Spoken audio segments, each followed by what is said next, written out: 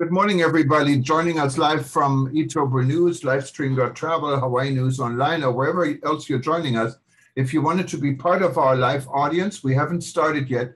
You can still do this. Just go to worldtourismevents.com, worldtourismevents.com, and you see our breaking news East Show. No, West Show, I'm sorry. East or West is difficult. West Show was our next one, and you can just simply click on it and join and register. There's no charge. Otherwise, feel free to just stay on and stay tuned. And we're going to be starting in about 5 minutes, 4 or 5 minutes. Okay. All right. So, Peter, I didn't want to shut you up. No, it's okay.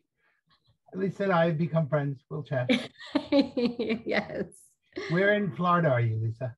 I am in Ormond Beach. I'm just south of St. Augustine and just north of Daytona. I'm right in between. So Our corporate office is there, and then our lab is in Winter Garden, which is just outside of Orlando. Yeah, I know Florida pretty well. I mean, not every part of it. My parents used to have a winter home in Sarasota, which is area is just beautiful. And it is. I'm coming from New Jersey, New York. Half my family is in Florida. I'm also from New Jersey. Oh, so, where? Yeah, I'm from Toms River. Okay, down south. I'm from Verona, which is Essex County. Yep. By the border with Morris County. Yep. I lived in Ocean County. That's where Toms River is. They're right on the shore. Very nice. Toms River. I remember when Toms River had 3,000 people and it was a little village. Yep. My parents first moved there when it was that small. Yes, and it's not that way anymore. No, it is not. My dad, grew up in Philadelphia. So moving to Toms River, he was just blown away by how small it was. So it's grown quite a bit. New Jersey are really great, though. I'm still a loyal New Jerseyan. Yes. Oh, yeah, me too. Absolutely. I'm excited. I think I'm going to be going up to New York in a couple of weeks. So I'm really excited to get back up home. Yes, I understand. Yeah. How long have you been in Texas? I came in 1982, so 92, 22, almost 40 years. Wow. Yeah, so it's been a long time since I've been here. I kept my New Jersey accent, but I guess the rest of it is Texanized. I lived in Colorado for about 6.5 years in my 20s. My Jersey accent it's diminished greatly until I get upset about something, and then my Jersey accent comes out very strongly. People now ask me where I'm from, and then the 2 times it comes back is if I'm upset or if I'm in New Jersey. Yes. And then all of a sudden people say, "Oh, how long are you going to visit Texas for?" And I go, "Well, I actually live there." And they go, "But you sound like you're from here." I go, "Well, I am from here." And it all just comes flooding back the second you're around all of your old friends. Absolutely. Yeah, I get the same thing. My husband doesn't recognize me when I go back home because my accent comes out so much more thickly than it is all the other time. I tell people the only place in the world I don't have an accent is Newark Airport. That's hilarious. And I'm like Leif Erikson, when he changed the name of Iceland was a good country and he made it Iceland, and Greenland was a terrible country, so he made it Greenland so people wouldn't come to the good country. So I tell New Yorkers, you'll hate Newark Airport. LaGuardia is so much better. Go to LaGuardia. All right, while we're discussing New Jersey and Colorado, just for everyone who's joining us on Takeover News live right now, I see there are quite a few of you. Just feel free to join our live audience. You can still do this in going to worldtourismevents.com, worldtourismevents.com, or if you are on Takeover News, just click on, I'm so sorry, just click on the event page, and you can still sign up and be part of the live audience. Thank you.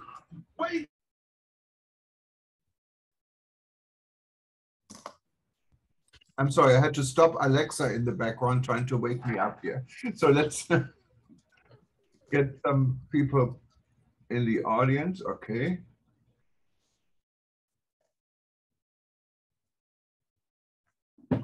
Wonderful. Okay, so we get some people joining us here. Good morning. We're just about to start in about 4 or 5 minutes. No, I'm sorry, in 2 minutes, 1 minute. in 5 seconds. Okay.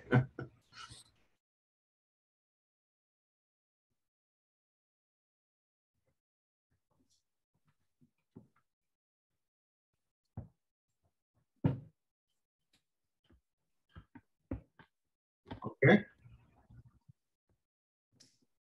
Okay, we're just about ready. Everyone on social media and eTurbo News, one last call. If you wanted to join our live audience, you can do this. Just click on events on the bar above you, or to go to worldtourismevents.com. You can still sign up and ask questions. Otherwise, we're just about to start. You can just stay tuned where you are. And if you miss any of this, we'll repeat it a number of times, and it'll be on our archive as well.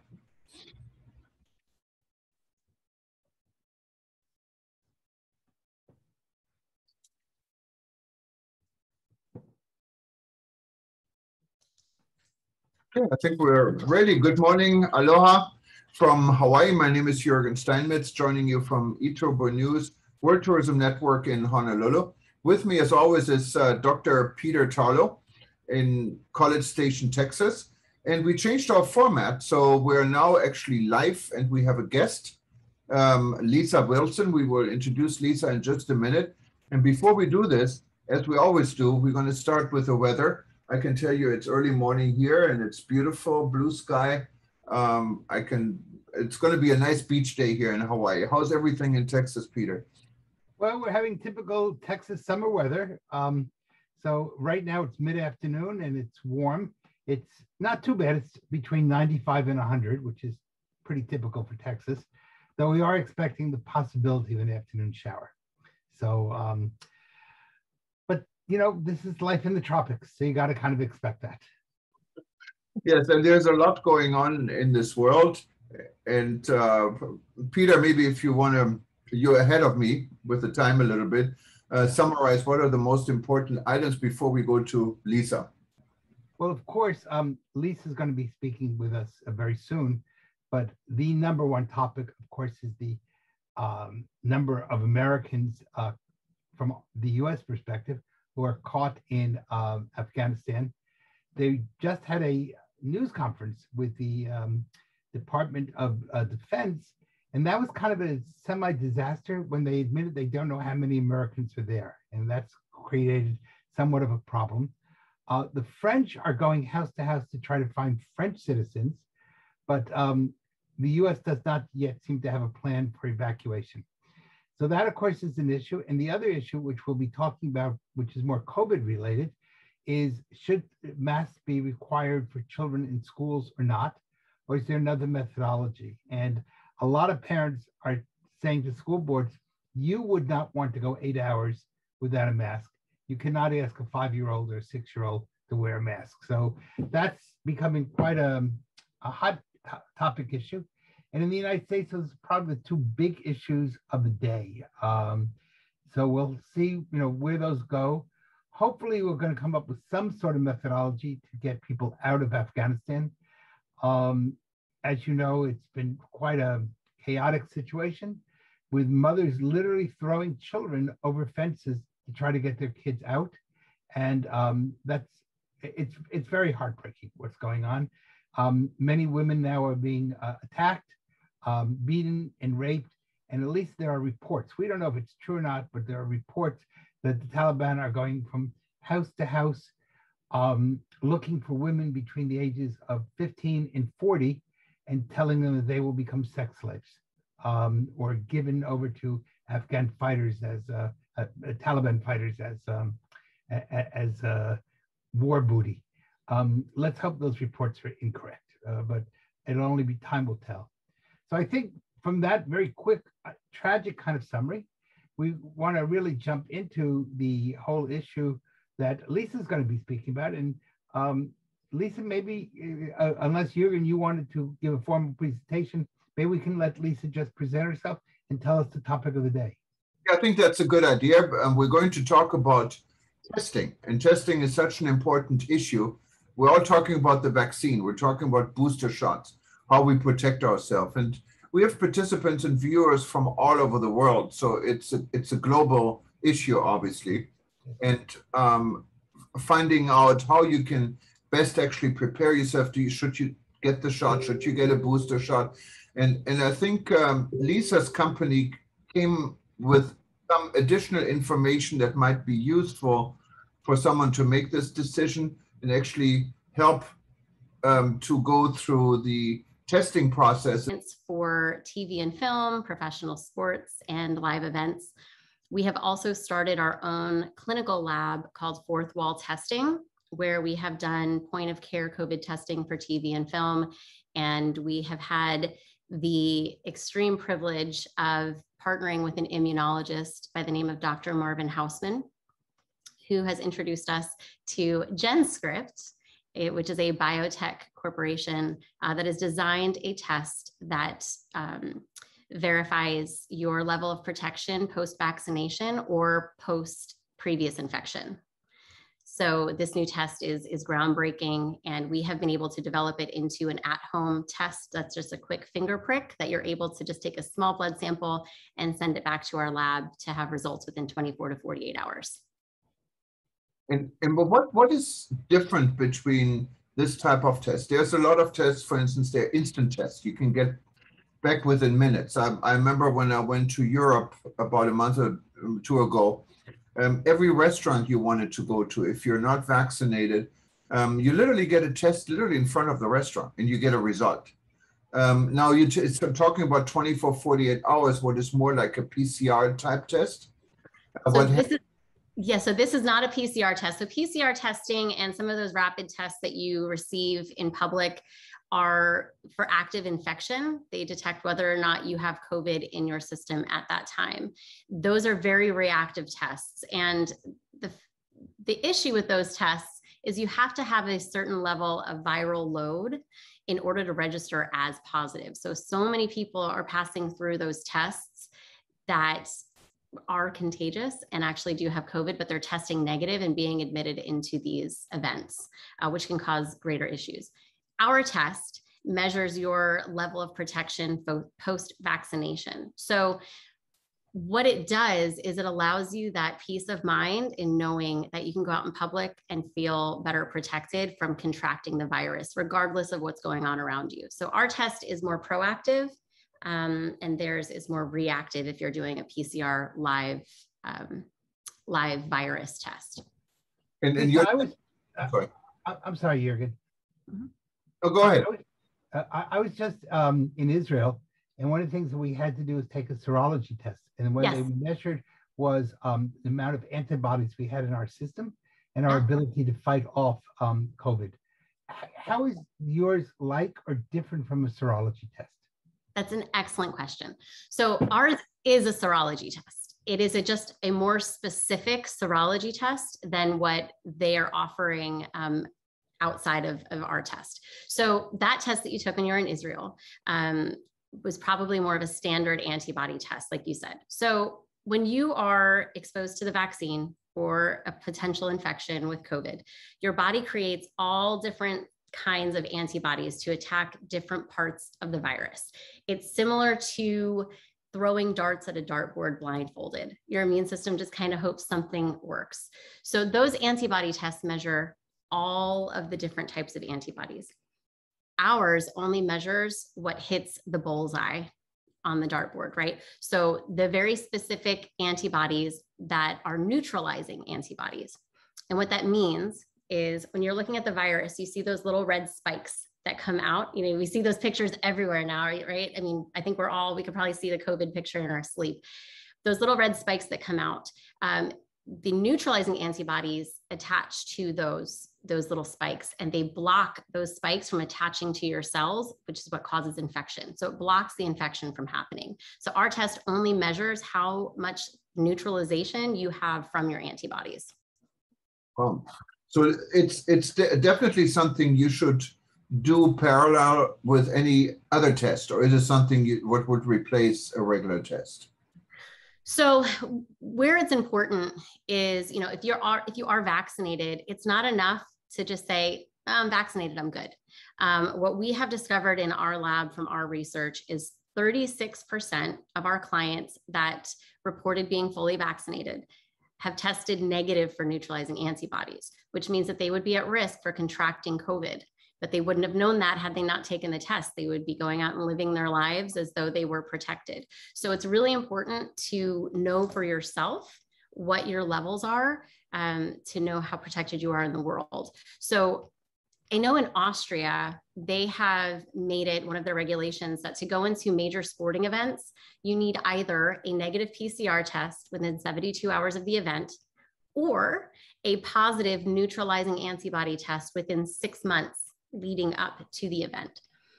We are finding that, testing every 3 to 6 months, depending on what your neutralization level is sufficient to forecast your protection level during that time. That, of course, is interesting. So you don't have to do tests twice a week or every week. I know if you wanted to get a job like here in Hawaii and work for the state and you're not vaccinated, you have to get a test twice a week. With your test, you only have to get it like once every 3 to 6 months. Wow. Yeah. Yeah. So how would that impact the tourism industry? Because one of the things we do is we talk about tourism all the time. And for example, if I have to go from one country to another, 3 countries, I got to carry testing with me so that I can keep getting on the plane. Would this be some way of showing an airport that, I'm good to go for the next 3 or 4 months? Yes, that would be, we're trying to move in that direction to have that be more widely recognized, because it really isn't enough that negative PCR test doesn't do what everyone's hoping it will do. Because like I said earlier, you can test negative on a PCR, and that's just because your viral load wasn't high enough to register as positive, but you could still be contagious. So the thing is, everyone's missing the mark a little bit by doing vaccine passports and requiring vaccinations. I understand and appreciate the thought behind it. However, there is another step in that process. And that step is, did you have the appropriate immune response to not get sick? That's the part that we're missing in this whole process right now. And that's what this test provides. And of course, this is quite interesting. I mean, from our organization, the World Tourism Network, we had been discussing this issue with the World Health Organization, with governments around the world, in how to do it.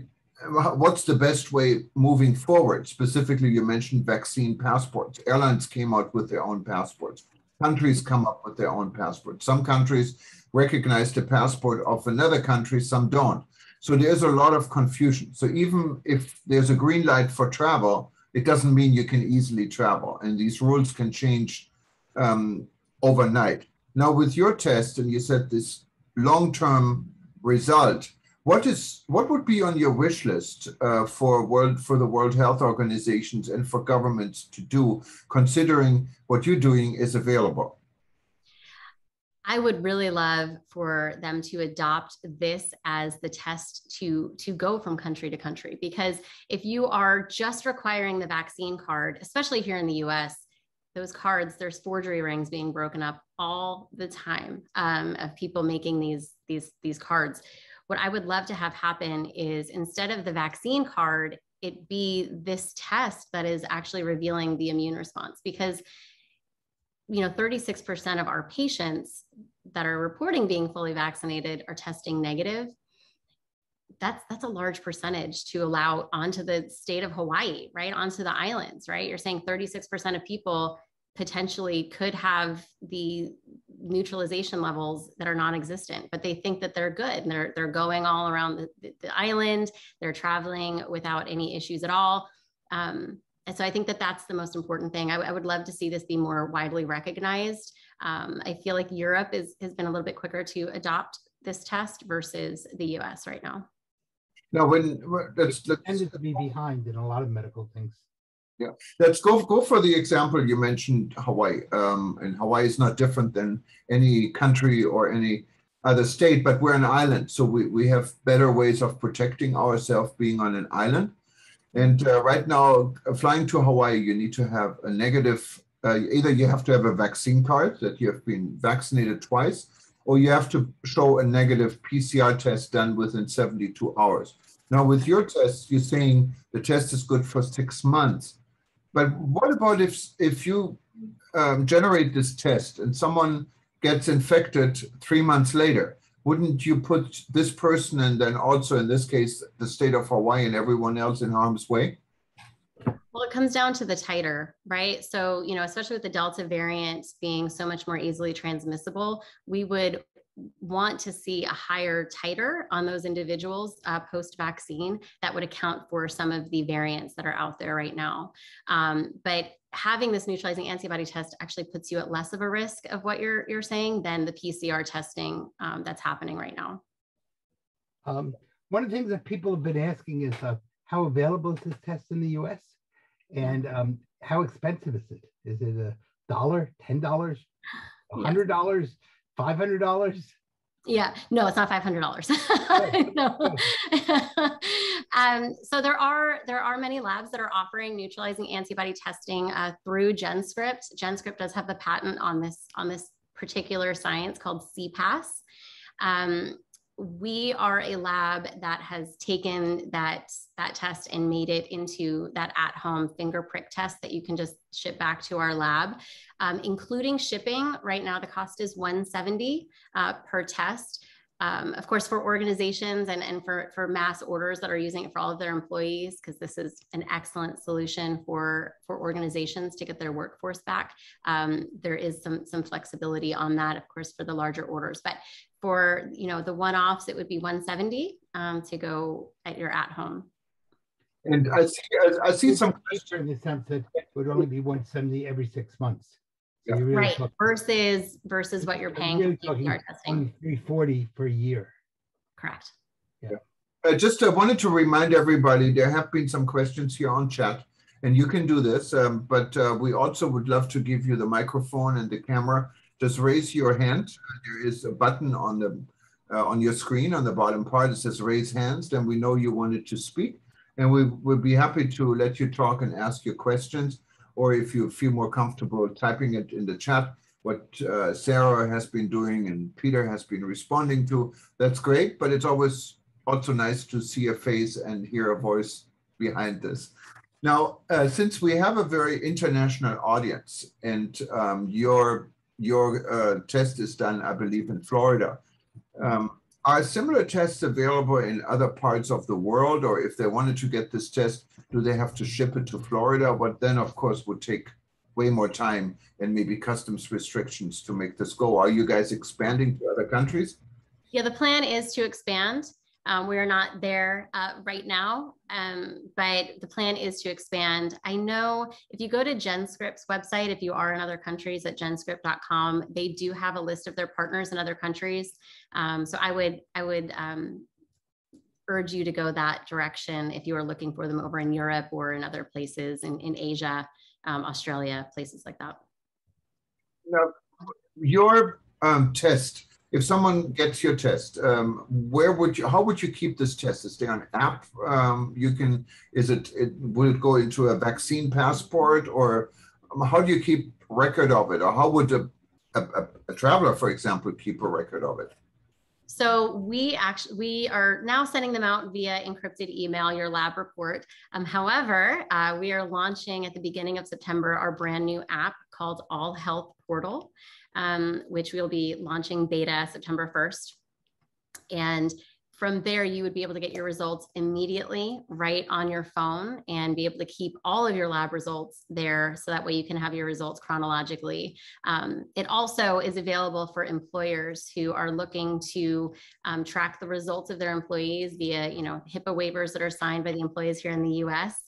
And that way they can track the results to get people back to work safely. So we have a dashboard for employers to be able to track those things. And then we have dashboards for individuals so they can see the chronology of their results. And of course, it all really takes for people to change, for a mindset change, not only for people, but also for governments and those that make a decision. Paulo, for instance, Pires, he has a comment here in chat that he must be in Africa trying to travel to the kingdom of Eswatini. And Eswatini, by the way, is very close to us because it's the home of the African Tourism Board, what is a strategic partner for the World Tourism network. And he said he had to go through South Africa to get to Eswatini, because when he tried to cross the border, and I don't know what country he is in, but it's in Mozambique, South Africa, they did not accept the rapid test, and they wanted a PCR test. And so there is still a lot of confusion. I believe this confusion is not only on the Eswatini South African border, it's everywhere else. Now, are you guys sitting on the table with the World Health Organization or with governments, whether it's in the United States or elsewhere, and have these discussions? We are having many conversations right now at the state level and also working at the federal level to get this pushed through, to have some more importance in what we're doing. We are speaking to state legislature about their nursing home population specifically, because they are a very at-risk population that we need to be able to track what their neutralization levels are, because staff are in and out all of the time, and you just don't know if they're carriers, asymptomatic carriers, bringing them into the nursing home. So they were also the elderly population was also the very first cohort to be vaccinated. So we are seeing a very high uptick in cases, because many of them are those individuals whose neutralization levels have waned over time. So now we're kind of in this perfect storm situation of the Delta variant coming out, a very large percentage of people here in the US at least that are unvaccinated, and then people that were vaccinated, that first cohort, their levels are deteriorating. And I think this could be a good idea. You mentioned earlier that you're ready to join us at the World Tourism Network, maybe to start an interest group about vaccine, what is so important. We don't have this yet. And if we had such an interest group, you could lead it. And I think this would allow you to get this message out also to those that can help to make a decision how to recognize your type of test. I'm talking about World Health Organization, other tourism organizations, ministries of tourism, tourism boards, and people like this. That would be excellent. There's confusion, I think, still on the part of the public over testing, over vaccinations, over masks, over, every day we think somebody else is telling us something slightly different. And what the data is yesterday is not the data tomorrow. So I think if somebody were leading, really updating that type of information, it'd be very valuable for lots of people, especially in the tourism and travel industry, where people are always moving from one place to the other. Yes. It's what we need to do globally is have a shift on the way that we look at vaccines and boosters in particular. So we have all been conditioned to look at the date on a calendar to say when we need a booster. The CDC and the FDA just came out today, I think it was today, and said that it will be 8 months. So 8 months after your second dose is when you would be eligible for a booster. But everyone is very, very different. Some people won't need that booster at 8 months. Their immune system may have had a response that they won't need it at that time. They could probably wait. Others, like a very close family member of mine, don't have that luxury of waiting to 8 months. They're already negative after 5 months post-vaccination. So it really just comes down to what is your body telling you that you need? And you need to be able to do what you specifically need from your immune system's perspective. Yeah, at least I think your point is really important, that we're using a one-size-fit-all methodology. And lots of countries are doing that. And then different countries are using different systems. The Israeli Medical Association recommends a booster after 6 months. Yeah. The CDC said 8 months, and nobody really knows. No. And like I said, our research is showing that there are some major variants. Other people had no response at all to the vaccine, and that's a smaller percentage. You're talking maybe 4% of people that had no response from the initial vaccine. But when you get up to 36% after just a few months, that's something to sound the alarm about. And really what you're saying is quite fascinating, because it adds an entire new layer of the subject of vaccine testing and everything else. And so I think it's quite an important addition to the overall discussion in the world when it comes to how to protect yourself. And yeah, so I wanted to really thank you for being a guest on our show today. And I think we can all learn from you, and hopefully you can keep us updated. Now, we're coming close to an end of our segment, but I wanted to give everyone the chance again to ask more questions if there are any questions. So you can either type it in the chat box, or you can easily raise your hand. We'd love to hear from you if you prefer. I also do want to mention, if you need more information about our test, you can go to epitomyrisk.com and look at our COVID immune assessment page, and you can get more information. Spell it and say it real slowly. Of course. Do it easier, Peter. If you can just send me this later by chat, I put it on our archive, and people can then see it all the time. You know, it might make it easier than trying to spell it on the show. But it is important, and specifically if you join the World Tourism Network, you have your own page with all your links and all your information. That's probably the easiest way to get your message. Lisa, can people also email you or contact you individually, or would you rather have it just done via the web page? Sure, they can go through the web page, or they can email at adventure@epitomyrisk.com. Okay, and then people could ask you a very maybe personal or specific question, rather than a question that they don't want the whole world to know. Absolutely. I do want to point out, we are not a medical doctor to give very specific medical advice. I would still urge you to contact your PCP, your provider, for very specific health information about you, but we are absolutely here to discuss our findings and also what our test can do. I think, you know, one of the things that you're pointing out, but you didn't really say it, but I'm going to say it for you. Sure. And that is that many of the physicians are also a little bit in the dark about many things. And it really maybe would be excellent if this, the tape of this show could be sent to the American Medical Association or be distributed to doctors around the country, because, or the world, because again, everything dealing with COVID is basically new. I mean, nobody studied this in medical school. Right. And so the more information we can get to medical professionals, or if they have places to go, they're able to learn. It's kind of like a pharmaceutical rep who often teach the doctors, not the other way around, because they're specialists in that one particular area. Yeah, so, absolutely. Yeah, we've actually received many test requests from doctors, chief medical officers from different organizations.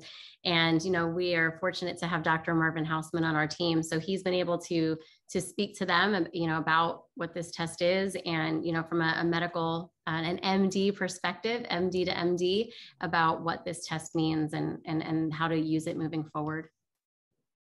Well, that's definitely Ned. Paulo, our friend from Mozambique, has a comment, and I don't know what you think about it, but it's he said basically we'll be talking about vaccine and booster shots every 6 months till we have a cure for COVID. Do you agree with this?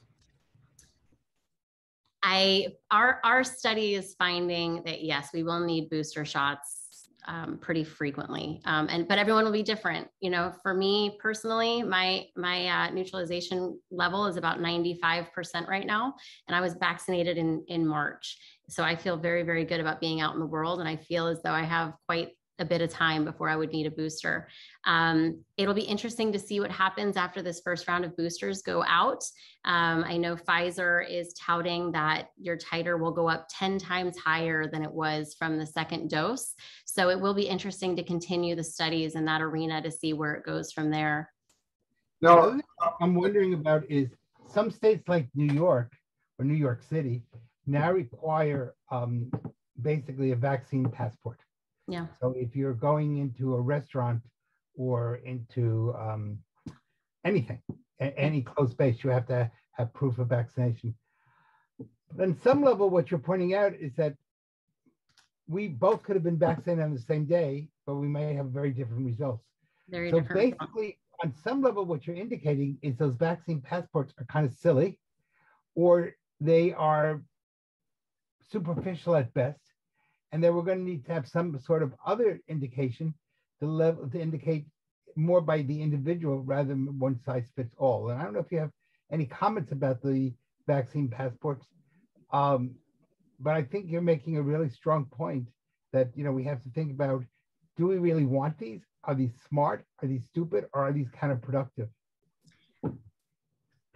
I believe that they are, I definitely wouldn't say that they're silly. I think that they're a step in the right direction. And I think that I think the thought process is, I understand the thought process. I do believe that it's not infallible, though. I think that they're just missing a step in that process because of the very large spectrum of immune responses after taking the vaccine. So I think that while I understand the sentiment of protecting people, I think that we have missed I think we have a very big blind spot right now that we're not pointing out publicly. So this is something really goes beyond medicine to public policy and public health. Mm-hmm. Yes, absolutely. It's changing because this isn't an issue. What is there is no silver lining. We don't really know where things are going, and it takes people like Lisa and her company to make a difference and change the way we think about it. So I think this is an important discussion we should continue. And I wanted to thank you, Lisa, again, for being part of our audience today. And those that are watching us now, and if you wanted to watch it again, we'll be repeating it. It'll start in about 2-3 hours, and it's going to be repeated for the next 24 hours on your screen. Or if you miss it and you want to watch it later, you can either go to livestream.travel or go to our YouTube channel, and you will be able to watch it anytime. But I'm sure this is not the last thing we heard from Lisa, because this is really a fascinating subject to discuss. And I encourage everyone, because we have a lot of viewers, not only live, but also not live from around the world, to send in your ideas or send in your questions or feedback on this. And so we can maybe help to expand these discussions also to the powers to be, to make changes in whatever region in the world, at whatever institution or in the world, to bring Lisa's ideas and tests into the picture. Other than that, thank you again, Lisa. Thank you, Peter, for being part of our... Thank you, everybody, for listening, because this is actually, these types of tests and help us all to be safer. So it's not just about the person, it's not just about the me, it's about the we. Yes. Yeah. And before I say aloha, I give Lisa the last word. And we will show Lisa's contact information. Once you join WTN, you will have your own page with all the information, but we're also going to put it on the screen so everyone knows how to get in touch with Lisa. But Lisa, you got the last word. Oh, thank you. Well, thank you again for having me. It was a pleasure. I do want to leave everyone with the imparting message that it is more important now than ever to be your own health advocate. You need to know what your body is saying that it needs, and you can't listen to what others are saying you need. You need to take action for yourself and be your own advocate. It's all that you can do at this point. So thank you. Thank you, Lisa. Thank you. Aloha from here. Bye-bye. Bye-bye. Take care. Say hello to New Jersey when you go. I will. Thank you so much. Bye-bye. Bye.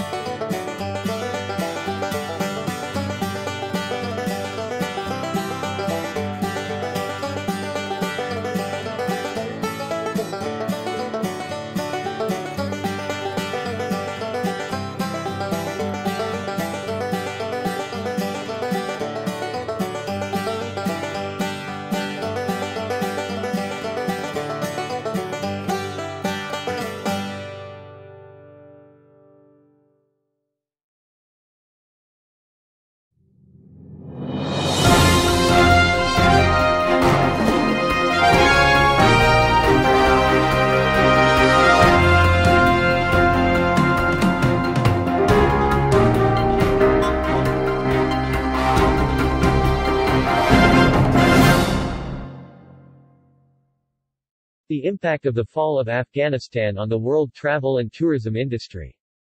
World Tourism Network President Dr. Peter Tarlow is a global expert in the travel and tourism industry. Having Kabul fall into the hands of the Taliban is a major worry also for the global travel and tourism industry and World Tourism Network members in 128 countries. There can be little doubt that historians will debate the follies of both U.S. and European policies vis-a-vis Afghanistan for decades to come. Multiple nations have attempted to subdue Afghanistan, from the ancient Chinese to the British, from the Russians to the Americans. In all cases, Afghanistan has lived up to its reputation as the graveyard of empires. The recent fall of Kabul is only the latest in Western failures, and from a geopolitical perspective this defeat's impact will be felt for years or decades to come. It should not be surprising to anyone that the impact of events during the last few days, starting on August 14, might well also impact the world of tourism in ways not yet understood or assimilated by tourism industry officials. The former president of Afghanistan took as much money as he could before he fled his country, and hours before the Taliban were able to stop him. Him and his family is now safe in Abu Dhabi and was welcomed in the United Arab Emirates, a major travel and tourism destination on humanitarian grounds. This now completely destroys the fragile structure of security the Western world had constructed in Afghanistan.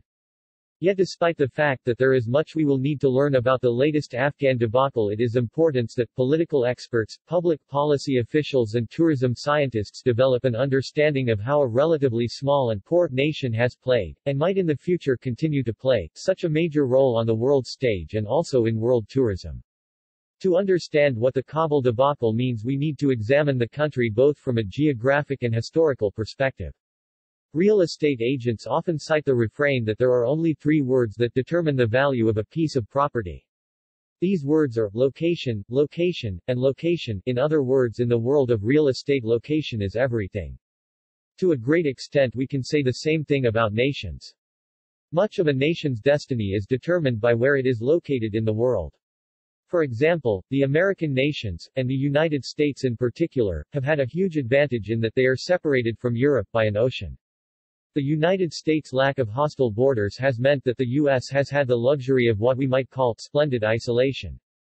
Its natural borders, as distinct from many European nations that live with multiple borders in relatively close proximity, served not only to protect many of the American nations from military invasions but until the onset of COVID also from medical illnesses.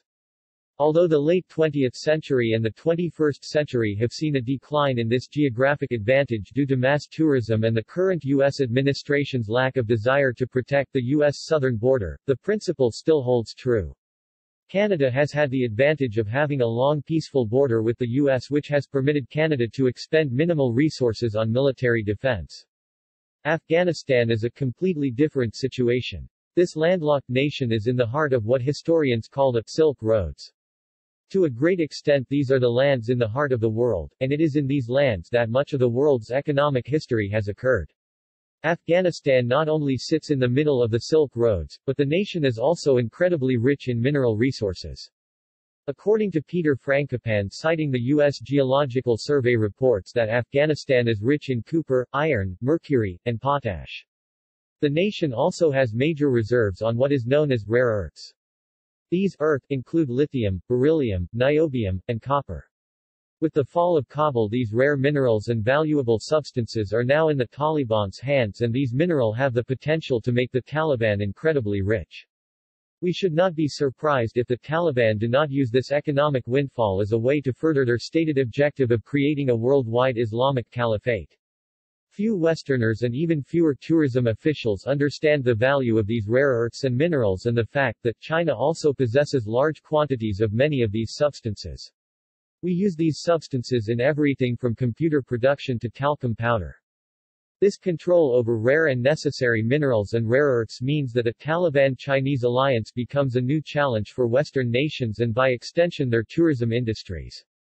Kabul's fall also has a political prices. Its conquest greatly increases not only the Taliban's prestige but that of numerous other terrorism and insurgency groups around the world. From this perspective, the conquest of Kabul, and by extension Afghanistan, is a symbol for anyone who opposes European and American influence and power of what they perceive as the West's long road to self-destruction. This symbolism is especially powerful as the Taliban captured Kabul just a few weeks prior to the 20th anniversary of September 11, 2001.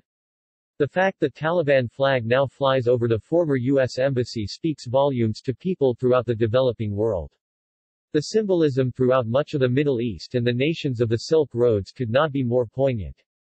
Due to the United States and its allies abandoning the Bagram airfield some of 20 years after the attacks on New York and Washington, Westerners, and their Afghan allies are reduced to imploring the Taliban for safe passage to the only airport out of which they can fly to safety. Tourism has long been an industry in which many women have held prominent positions. Women in a Taliban-dominated Afghanistan are sure to lose even their most basic rights. Women's groups around the world not only worry about the safety and freedom of Afghan women but also have noted the silence of the first U.S. female president.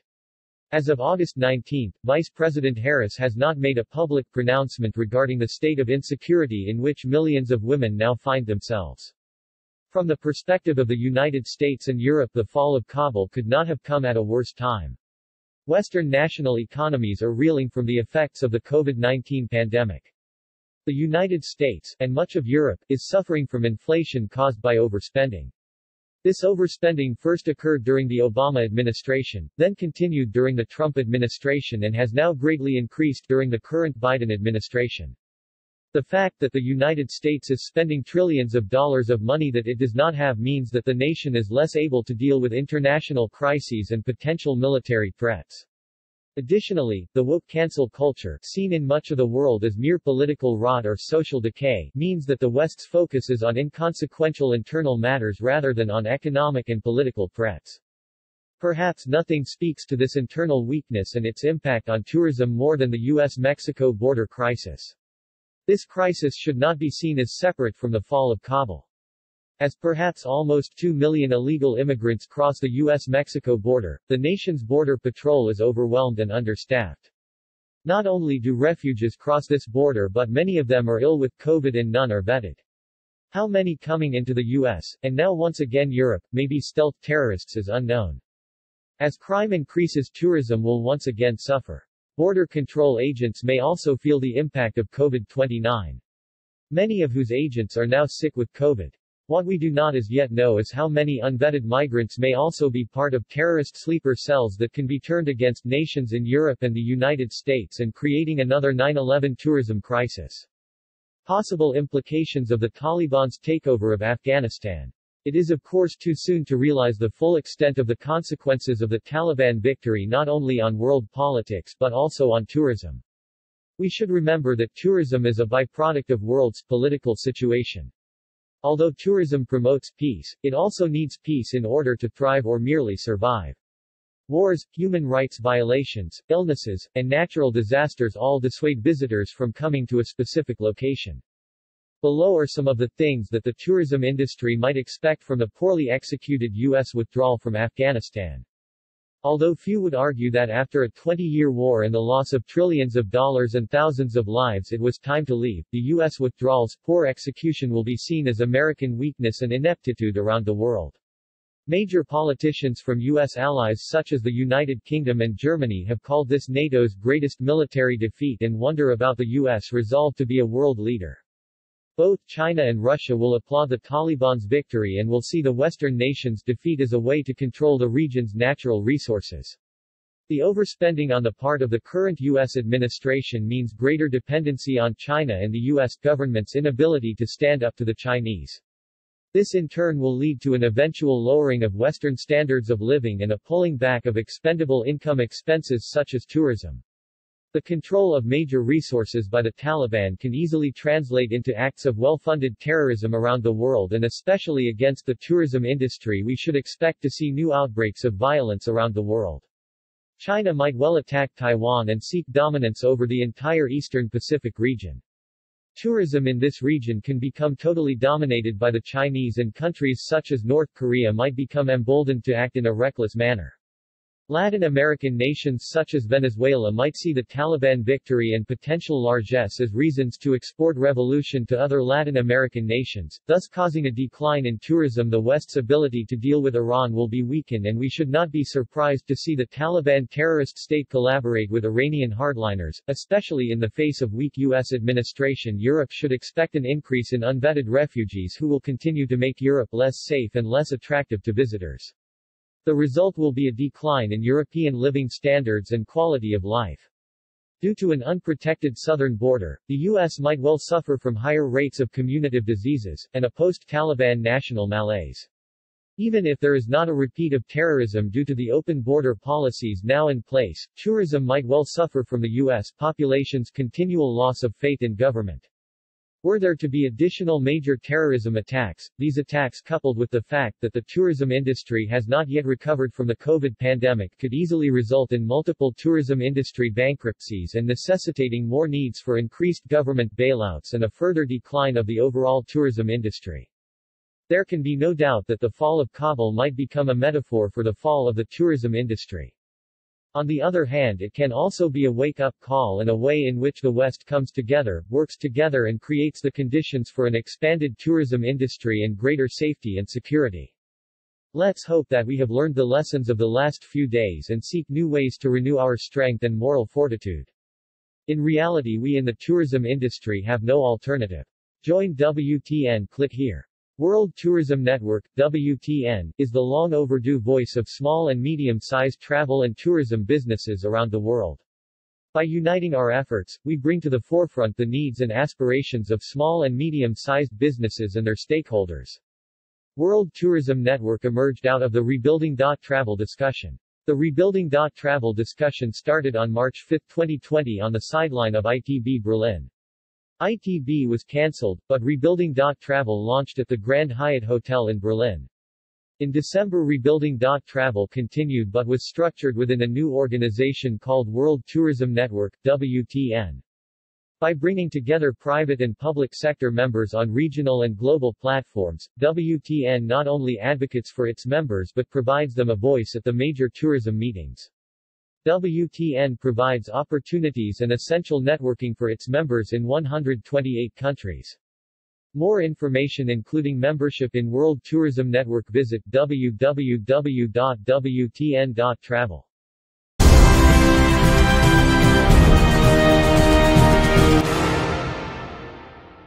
"18-year-old to serve as new Port Canaveral ambassador." At an August meeting of the Canaveral Port Authority Board of Commissioners, Port Commissioner Robin Hadaway announced the appointment of Rockledge High School graduate Jessica Maxwell as Port Canaveral ambassador to serve as Commissioner Hadaway's delegate in the port community. Jessica is Commissioner Hadaway's first port ambassador appointment, and at age 18, is the youngest person to serve as a delegate for the CPA Board of Commissioners. Each Canaveral Port Authority Commissioner may appoint up to 2 individuals to serve as a commissioner's representative in the port community. Port ambassadors engage the community to promote greater understanding of Port Canaveral's role in the region. They also increase public awareness and understanding of the Canaveral Port Authority's strategic plans. As stewards of the port, we need to be looking to our future workforce and prepare the next generation to lead, said Commissioner Hadaway. Jessica is excited to learn and share our vision with her generation. I hope you will join me in welcoming her to her new role as Port Ambassador. As Port Ambassador, Jessica will assist Commissioner Hadaway with the Port's Junior Port Ambassador program to share her knowledge from the HELM program, aiming to build relationships and increase public awareness and support for the Port's key activities among young people in the community. As a student at Rockledge High School, Jessica participated in the school's Helping Educate Leaders in Maritime HELM program. She also served as battalion commander for the Rockledge High School ROTC. An active equestrian, Jessica's post-graduation plan to enlist in the U.S. Navy was derailed after a horse riding accident revealed she suffered from osteosarcoma, a bone cancer that resulted in the loss of one arm before the year was out. Port Canaveral, located in Florida, is a gateway for cruises and recreation as well as cargo and logistics. It has been long distinguished as the gateway to new frontiers in space travel. Port Canaveral hosts nearly 5 million revenue cruise passengers through its state-of-the-art terminals and 6 million tons of cargo annually. Tourism and recreation at Port Canaveral. At Port Canaveral, visitors can experience the thrill of a rocket launch while sunning on the beach. The Cove is a waterfront recreation area at Port Canaveral with restaurants, lounges, shops, charter boats, and a casino ship. Many Cove restaurants have outdoor tables and tiki bars, great locations for watching the cruise ships glide by or just enjoying an onshore breeze. When the sun goes down, there are DJs, live bands, dancing, and karaoke, and camping.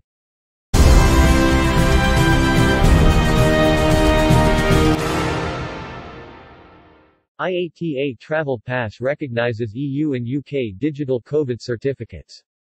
EU Digital COVID Certificate (DCC) and UK NHS COVID Pass can now be uploaded into IATA Travel Pass as verified proof of vaccination for travel. IATA OAKS EU Digital COVID Certificate (DCC) and UK NHS COVID Pass. Handling the European and UK certificates through IATA Travel Pass is an important step forward. Harmonization of digital vaccine standards is essential to support the safe and scalable restart of aviation. The International Air Transport Association (IATA) has announced that the EU Digital COVID Certificate (DCC) and UK NHS COVID Pass can now be uploaded into IATA Travel Pass as verified proof of vaccination for travel. IATA Travel Pass recognizes EU and UK digital COVID certificates. Travelers holding an EU DCC or UK NHS COVID Pass can now access accurate COVID-19 travel information for their journey, create an electronic version of their passport and import their vaccination certificate in one place. This information can be shared with airlines and border control authorities who can have the assurance that the certificate presented to them is genuine and belongs to the person presenting it. COVID-19 vaccination certificates are becoming a widespread requirement for international travel. Handling the European and UK certificates through IATA Travel Pass is an important step forward, providing convenience for travelers, authenticity for governments and efficiency for airlines, said Nick Kareen, IATA's Senior Vice President for Operations Safety and Security. Harmonization of digital vaccine standards. Harmonization of digital vaccine standards is essential to support the safe and scalable restart of aviation, avoid unnecessary airport queues and ensure a smooth passenger experience. IATA welcomes the work done by the EU Commission in developing, in record time, the EU DCC system and thereby standardizing digital vaccine certificates across Europe. Building on the EU DCC success, IATA urges the World Health Organization (WHO) to revisit its work to develop a global digital vaccine standard. The absence of a global standard makes it much harder for airlines, border authorities and governments to recognize and verify a traveler's digital vaccination certificate. The industry is working around this by developing solutions that can recognize and verify certificates from individual countries. But this is a slow process that is hampering the restart of international travel. As more states roll out their vaccination programs, many are urgently looking to implement technical solutions to provide vaccine certification for their citizens when they travel. In the absence of a WHO standard, IATA urges them to look closely at the EU DCC as a proven solution that meets WHO guidance and can help to reconnect the world, said Kareen.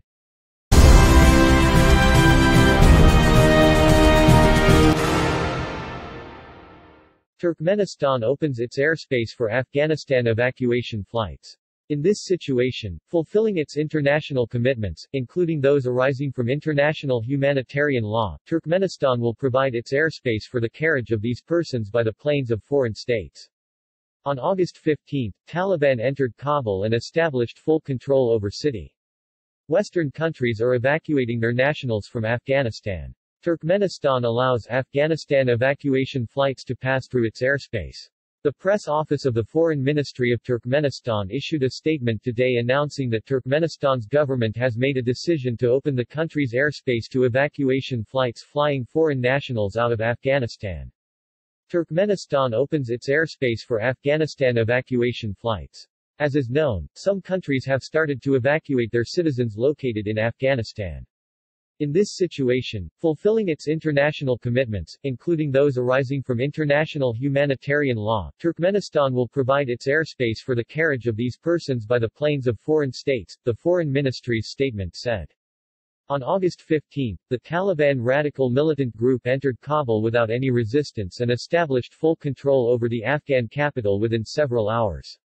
President of Afghanistan Ashraf Ghani has fled the country, allegedly taking $169 million of state treasury money with him.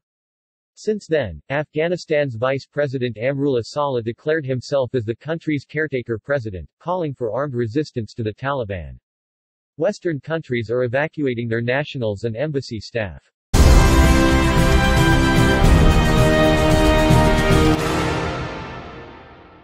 Washington, D.C. Capitol Hill evacuated after active bomb threat.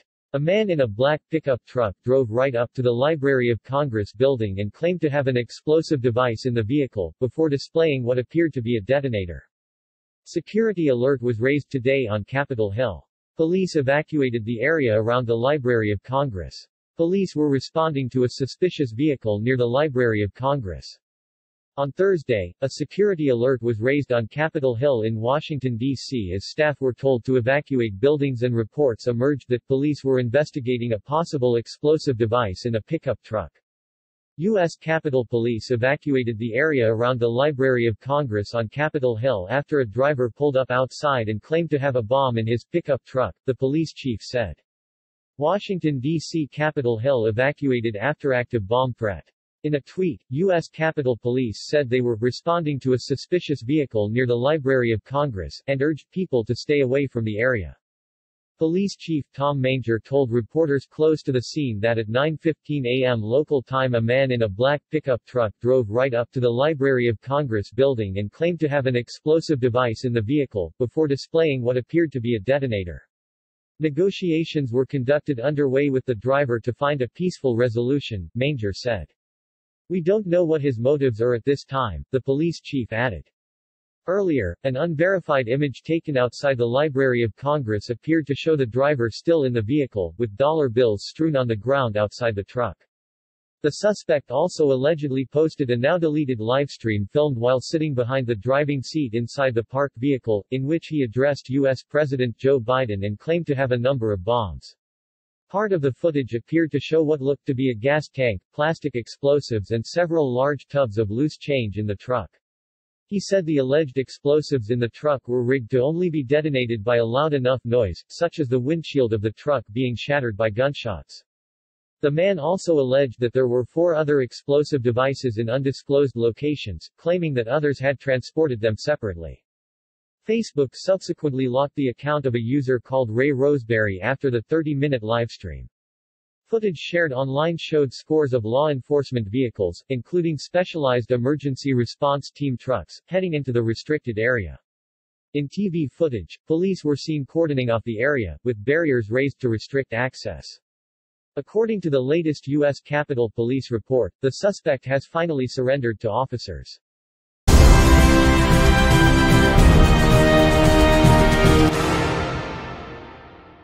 Blocking airline funds threatens industry recovery. Approximately $963 million in airline funds are being blocked from repatriation in nearly 20 countries. Governments are preventing nearly $1 billion of airline revenues from being repatriated.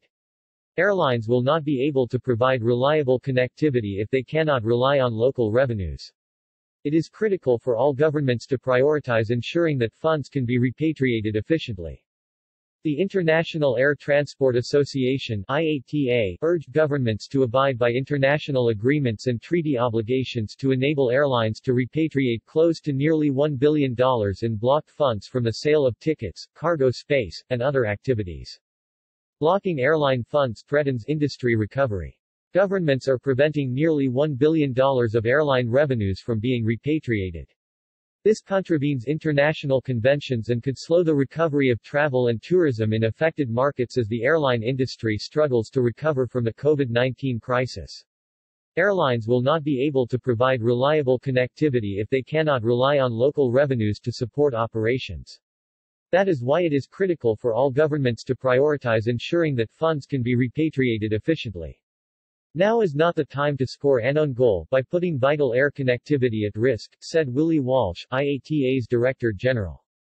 Approximately $963 million in airline funds are being blocked from repatriation in nearly 20 countries.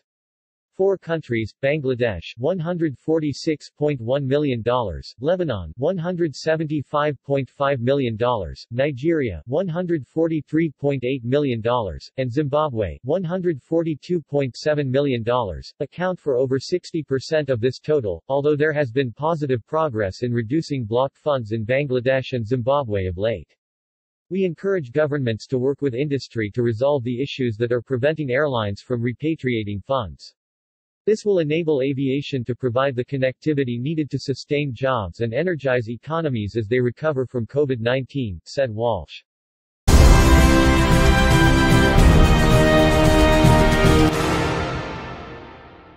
El Al relaunches Budapest to Tel Aviv flight.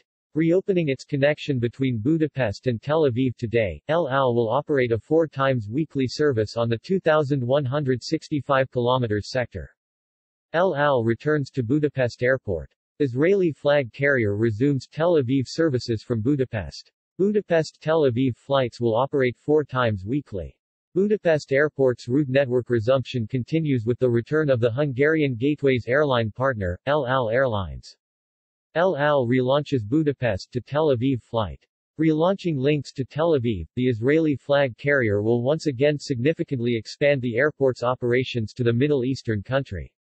Reopening its connection between Budapest and the city on the Mediterranean coast today, the carrier will operate a 4 times weekly service on the 2,165 km sector.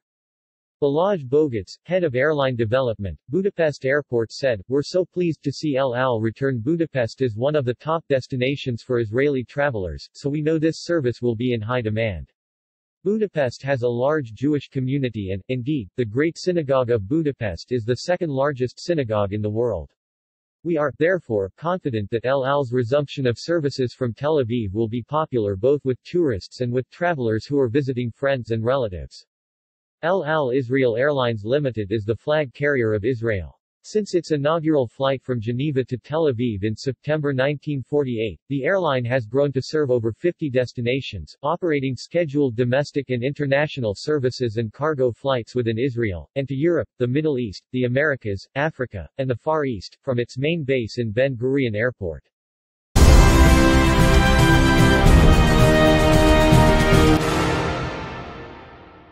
Jamaica Tourism Minister names task force to boost vaccination of tourism workers. Jamaica Tourism Minister Hon. Edmund Bartlett has named a special task force to drive the process of vaccinating the island's tourism workers, as part of efforts by the government to achieve herd immunity.